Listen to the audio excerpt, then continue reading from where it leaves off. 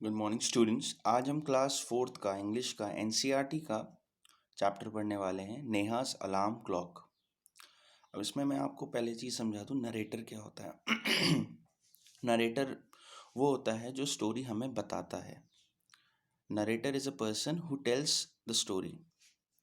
तो इसमें नरेटर का मतलब आप समझ गए होंगे, तो मैं स्टोरी स्टार्ट करता हूँ। नरेटर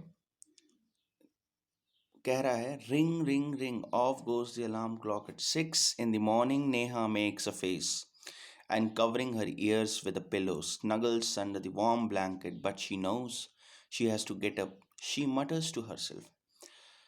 नरेटर बता रहा है कि सुबह अलार्म क्लॉक बजी, रिंग रिंग रिंग, और नेहा ने एक चेहरा बनाया कि सुबह उठना होता है तो थोड़ी दिक्कत होती है, तो एक मुंह पे एक्सप्रेशन आ गया, चेहरा बना नेहा का। नेहा मेक्स अ फेस और अपने कान बंद करे और अपना सर तकिए के, पिलो मतलब तकिया, पिलो के अंदर डाल लिया। स्नगल्स का मतलब यहाँ ये होता है किसी भी कंफर्टेबल पोजीशन में कहीं घुस के, कहाँ जहाँ गर्मी हो, जहाँ कंफर्टेबल हो, जहाँ आरामदेह हो, वहाँ घुस जाना। तो कहाँ वो घुस जाती है? वार्म ब्लैंकेट में।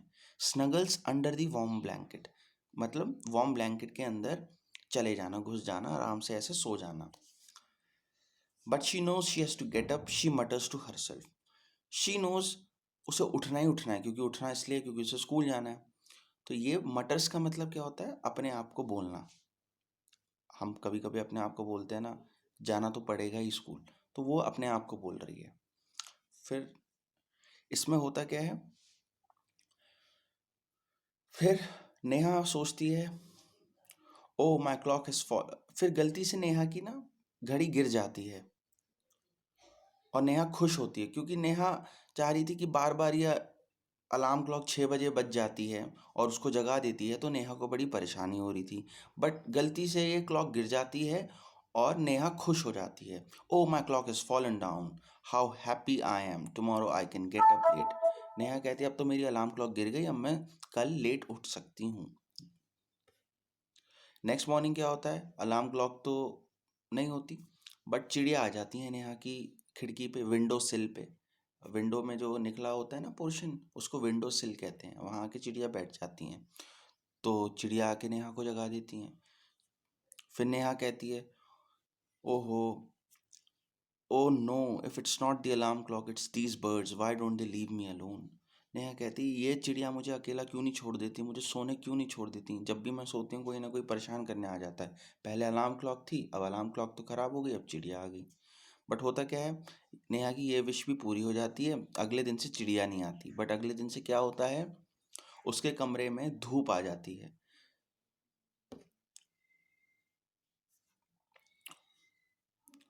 Even the wish of Neha's comes true. The next morning, there is not only no alarm clock, there are no birds either, but there is someone else who does not want her to miss the school bus. Can you guess who it is?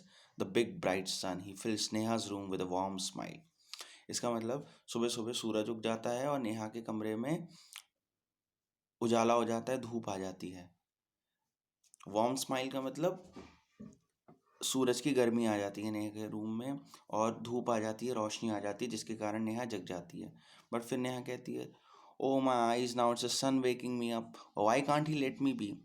अब वो सन के बारे में कहती है, अब ये नहीं सोने दे रहा है, सन सूरज नहीं सोने दे रहा है। ये भी विश पूरी हो जाती है नेहा की। अगले दिन क्या होता है, सन बादलों में छुप जाता है। Sun is behind the clouds, so Neha snores till she hears her mother's voice. Sun तो छुप गया, बट अब किसकी आवाज़ आ जाती है? नेहा की मदर की, नेहा की मम्मी की आवाज़ आ जाती है कि तुम अपनी स्कूल बस मिस कर दोगी, उठ जाओ। Wake up sleepy head, you will miss the बस। स्लीपी हेड का मतलब इसका मतलब ये होता है, जो आलसी बच्चा होता है, आलसी जो होते हैं, दिन भर सोते रहते हैं, उनको स्लीपी हेड कहते हैं। तो नेहा की मदर नेहा को आके जगा देती हैं। Oh no, why does mother have to wake me up. अब नेहा कहती है, अब मम्मी को क्यों उठाना था मुझे। फिर नरेटर ने कहा, there is no escape now. Neha gets up and gets ready. Can you imagine what happens the next day? Neha wakes up with a start. Her watch says it is 6 o'clock. She calls out to her mother, Neha, Ma, who woke me up today? Narrator. Mother smiles. Who else? You, of course. Neha, but I was sleeping. How could I? Mother, now tell me, why do you eat your lunch every day in the afternoon? Neha, I feel hungry. Mother, why do you sleep at 9 every night? फिर नेहा कहती है because I feel sleepy. फिर mother कहती है there is a clock inside you which tells you when to eat, when to sleep and when to wake up. Neha कहती है oh ho, I better rush now, I don't want to miss the bus. Mother कहती है relax, today is Sunday. Neha oh ho. हुआ क्या? अब अगले दिन क्या हुआ, नेहा खुद ही अपने आप उठ गई. नेहा ने देखा 6 बज रहे थे. तो नेहा ने अपनी मम्मी को आवाज़ दी, मम्मी मैं कैसे उठ गई, कोई तो उठाने वाला था नहीं. तो मदर कहती है कि होता क्या है, तुम्हें पता होता है कि दिन में तुम्हें खाना खाना है क्योंकि तुम भूखे हो. तुम्हें पता होता है तुम्हें रात में सोना होता है, क्यों? तो नेहा कहती क्योंकि मुझे नींद आ रही होती है. ऐसे ही सिमिलरली नेहा सुबह इसलिए उठ जाती है क्योंकि उसकी आदत लग गई थी उठने की. तो मदर कहती है कि तुम्हारे अंदर एक क्लॉक है, तुम्हारे अंदर एक इंसान के अंदर एक घड़ी है जो उसे बताती है कि इस टाइम मुझे खाना खाना है, इस टाइम मुझे सोना है, इस टाइम मुझे जगना है. There is a clock inside you which tells you when to eat, when to sleep and when to wake up. तो फिर कहती है नेहा उठ के जल्दी से कहती है अब तो मुझे जाना पड़ेगा, बस मेरी छूट जाएगी.